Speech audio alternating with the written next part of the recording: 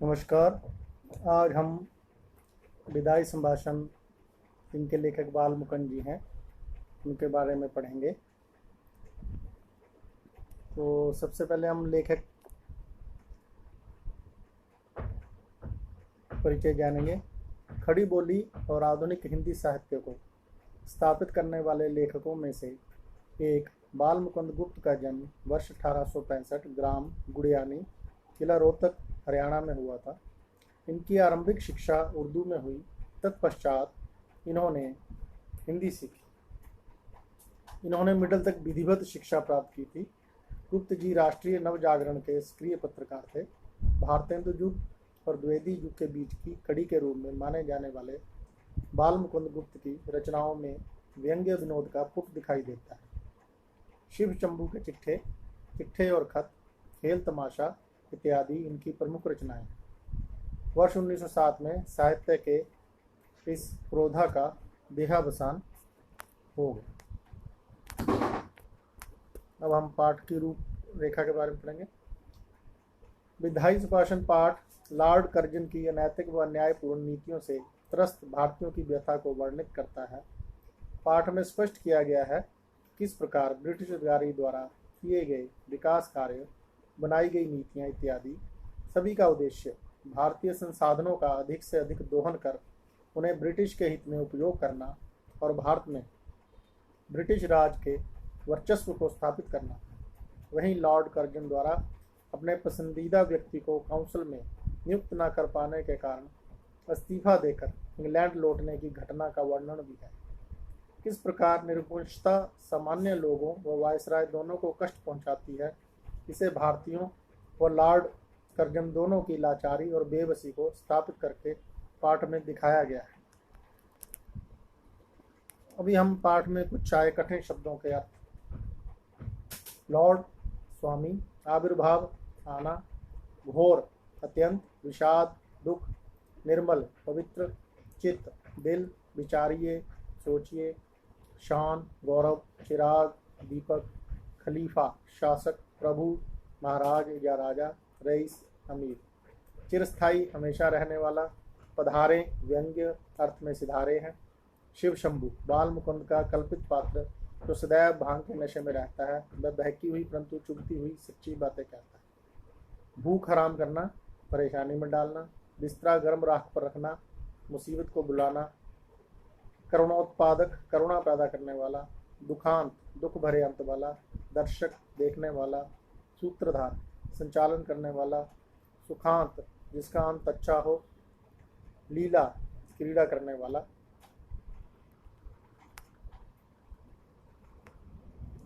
Lord Curzon जो कि भारत में वायसराय थे, उन्होंने बहुत सारे महत्वपूर्ण सुधार किए, जिनमें से कुछ इस प्रकार हैं। पुलिस सुधार, शैक्षिक सुधार, आर्थिक सुधार, रेलवे का विकास, न्यायिक सुधार, सैनिक सुधार, कलकत्ता निगम अधिनियम, प्राचीन स्मारक संरक्षण अधिनियम, विदेश नीति, अन्य आयोगों की स्थापना, भूमि प्रस्ताव, सिंचाई आयोग, सरकारी उधार समिति अधिनियम, एक साम्राज्य कृषि विभाग, वाणिज्य एवं उद्योग के क्षेत्र में सुधार, भारत टंकण पत्र मुद्रण अधिकार। इतने सुधारों के बावजूद उन्होंने एक ऐसा कार्य किया जो कि उसमें बहुत विरोध हुआ। उन्होंने बंगाल का विभाजन किया। तो लॉर्ड कर्जन के विरोधी कार्यों में सर्वाधिक महत्वपूर्ण कार्य था 1905 ईस्वी में बंगाल का विभाजन। उसने राष्ट्रीय आंदोलन को दबाने व कमजोर करने के उद्देश्य से प्रशासनिक असुविधाओं का आरोप लगाकर बंगाल को दो भागों में बांट दिया। उसने इस कार्य के द्वारा हिंदू और मुसलमानों में मतभेद पैदा करने का प्रयत्न किया, परंतु इस विभाजन के विरोध में इतनी आवाजें उठी कि 1911 ईस्वी में इस विभाजन को समाप्त करने की घोषणा करनी पड़ी। तो जो लॉर्ड कर्जन थे, ये उनकी तस्वीर है और ये जो भारत का नक्शा है, इसमें बंगाल प्रांत का विभाजन दिखाया गया है और उस समय इनके बहुत शाही ठाट बाट थे और ये पुरातन भारत का नक्शा है। इसमें बंगाल प्रांत है ईस्ट बंगाल और वेस्ट बंगाल, इसमें इन्होंने 2 टुकड़ों में विभाजित कर दिया था। अब ये आप देखिए कि इनके कितने शाही ठाट बाट थे, और ये सर्वे सर्वा थे भारत में।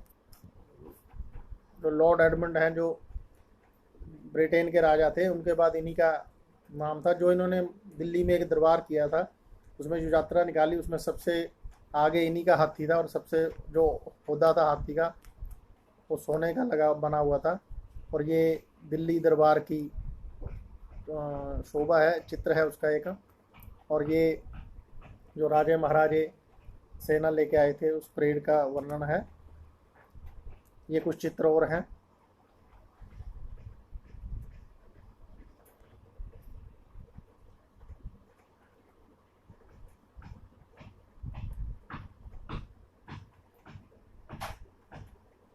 अब हम पाठ के बारे में पढ़ेंगे विस्तार से व्याख्यान के रूप में। लेखक कर्जन को संबोधित करते हुए कहता है कि आखिरकार आपके शासन का अंत हो ही गया, अन्यथा आप तो यहाँ के स्थायी वायसराय बनने की इच्छा रखते थे। इतनी जल्दी आपको यह देश छोड़ना पड़ेगा, इसकी आशंका ना आपको थी और ना ही इन देशवासियों को। इससे ईश्वर की इच्छा का पता चलता है। आपके दूसरी बार आने पर भारतीय प्रसन्न नहीं थे, वे आपके जाने की प्रतीक्षा करते थे, परंतु अब आपके जाने से लोग दुखी हैं। बिछड़ने का यह पवित्र निर्मल कोमल होता है, यह समय करुणा पैदा करने वाला होता है। भारत में तो पशु पक्षी भी ऐसे समय में उदास हो जाते हैं।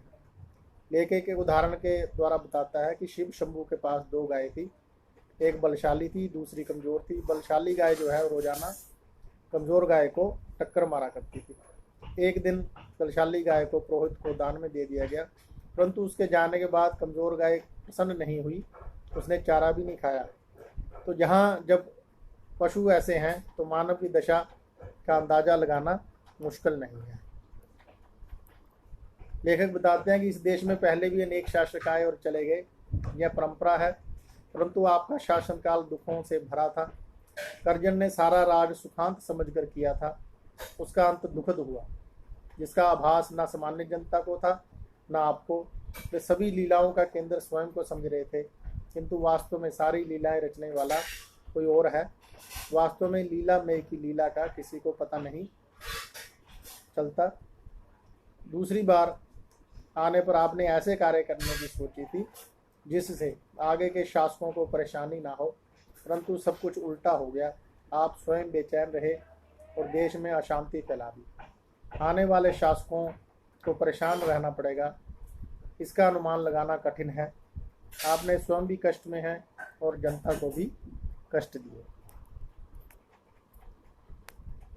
लेखक कहता है कि आपका स्थान पहले बहुत ऊंचा था, आज आपकी दशा बहुत खराब है। दिल्ली दरबार में ईश्वर और एडवर्ड के बाद आपका सर्वोच्च स्थान था। आपकी कुर्सी सोने की थी, जुलूस में आपका हाथी सबसे आगे पहुंचा था, परंतु जंगी लाट के मुकाबले में आपको नीचे देखना पड़ा।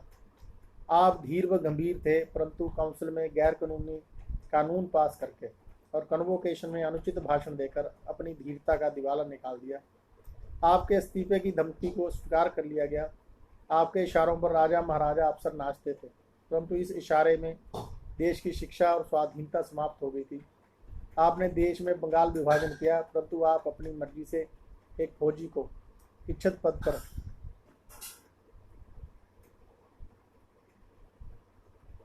नहीं बैठा सके, अतः आपको इस्तीफा देना पड़ा।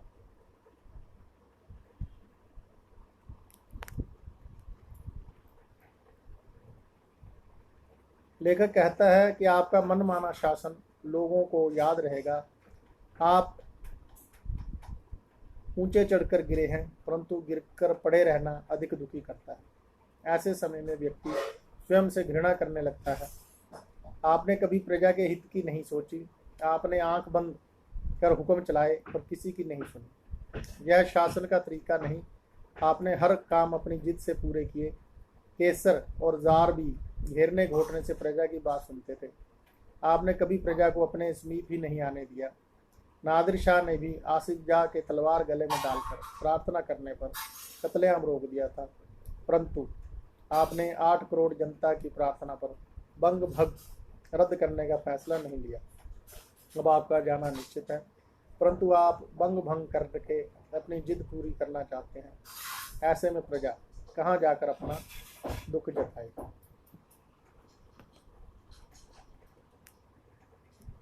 जनता ने आपकी जिद का फल देख लिया। जिद ने जनता को दुखी किया, साथ ही आपको भी, जिसके कारण आपको भी अपना पद छोड़ना पड़ा। भारत की जनता दुख और कष्टों की अपेक्षा परिणाम का अधिक ध्यान रखती है। वह जानती है कि संसार में सब चीज़ों का अंत है। उन्हें भगवान पर विश्वास है। वे दुख सहकर भी पराधीनता का कष्ट झेल रहे हैं। आप ऐसी जनता की श्रद्धा भक्ति नहीं जीत सके। करजन अनपढ़ प्रजा का नाम एक आध बार लेते थे। यह जनता नर सुल्तान नाम के राजकुमार के गीत गाती है। यह राजकुमार संकट में नरबरगढ़ नामक स्थान पर कई साल रहा। उसने चौकीदारी से लेकर ऊंचे पद तक काम किया। जाते समय उसने नगर का अभिवादन किया कि वह यहाँ की जनता भूमि का एहसान नहीं चुका सकता। अगर उससे सेवा में कोई भूल ना हुई हो तो उसे प्रसन्न होकर जाने की इजाज़त दे। आज भी उसे याद करती है। आप इस देश के पढ़े लिखे को देख नहीं सकते।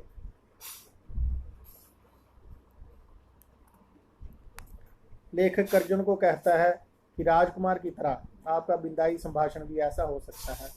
इसमें आप अपने स्वस्वार्थी स्वभाव और धूर्तता का उल्लेख करें और भारत की भोली जनता के प्रति कृतज्ञता व्यक्त करते हुए कह सकेंगे कि आशीर्वाद देता हूँ कि तू फिर उठे और अपने जीवन को प्राप्त करे, प्राचीन गौरव और यश को फिर से प्राप्त कर। मेरे बाद आने वाले तेरे गौरव को समझें। आपको इस बात पर देश आपके पिछले कार्यों को भूल सकता है, परंतु आप में इतनी उदारता कहाँ। आशा है आपको पाठ समझ आ गया होगा। अब आपने गृह कार्य के रूप में कुछ प्रश्न करने हैं जो पाठ्य पुस्तक के अभ्यास प्रश्न में दिए हैं। पहला प्रश्न है, शिव शंभू की दो गायों की कहानी के माध्यम से लेखक क्या कहना चाहता है। दूसरा प्रश्न है, 8 करोड़ प्रजा के गिड़गिड़ाकर विच्छेद ना करने की प्रार्थना पर आपने जरा भी ध्यान नहीं दिया। यहाँ किस ऐतिहासिक घटना की ओर संकेत किया गया है। तीसरा प्रश्न है, करजन को इस्तीफा क्यों देना पड़ा। चौथा प्रश्न है, विचारिए तो क्या शान आपकी इस देश में थी और अब क्या हो गई। कितने ऊंचे होकर आप कितने नीचे गिरे, आशय स्पष्ट कीजिए। पांचवा और अंतिम प्रश्न है, आपके और यहाँ के निवासियों के बीच में कोई तीसरी शक्ति और भी है। यहाँ तीसरी शक्ति किसे कहा गया है। तो उम्मीद है कि आपको ये पाठ बहुत अच्छी तरह समझाया होगा। मैं राजकुमार स्नातकोत्तर शिक्षक Hindi, KVOCF sector 29B, Chandigarh. धन्यवाद।